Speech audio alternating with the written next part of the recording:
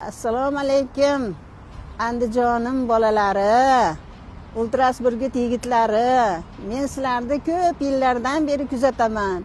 Men hozir 71 yoshdaman, lekin bu Andijon komandasini uzoq yillardan beri kuzatib, mana bu oxirgi mag'lubiyatlaringlarni hech ham ko'tara olmay qoldim. O'g'llarim, sizlarda har doim kommentatorlar gapirganda chaqilmas yong'oq deydi. O'shunga amal qilinglar.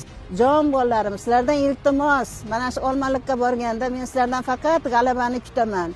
Sizlarga ishonaman. Sizlarni doim qo'llayman, doim duodaman. Ofika o'yinlarida ham yaxshi o'ynab, Xudo xolasa yuzimizni yoriq qilinglar. Hamma kutganlarni bir lol qoldirib, o'zingizlar kimliginglarni, burgutni qanchalik baland uchishinglarni ko'rsatib qo'yinglar.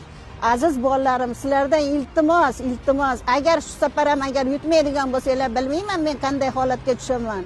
Yig'lavaraman, juda ham mag'lubiyatinglarda yig'layman men. Jon bolalarim, iltimos, mana shu safar yutinglar. Iltimos qilaman sizlardan va doim o'yin 90 minut tinmasdan duo qilaman bolalarim.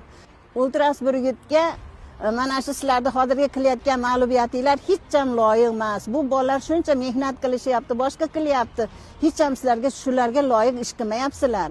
Jon bolalarim, bular qanchalik nima qilgan bo'lsa, baland uchishyapti. Sizlar ham shunga yarasha ish qilinglar. Jon bolalarim, uyattirib qo'ymanglar.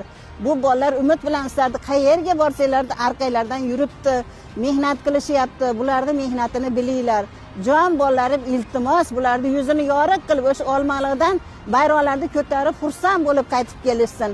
Ilohi amin. Xudo sizlarga oq yo'l tilayman va g'alaba tilab qolaman. Jon bolalarim, yutib kelinglar, iltimos. Faqat yig'lavoray deyapman. Iltimos bolalarim, yutib kelinglar. Amin. Xudo yo'linglarni ochiq qilsin.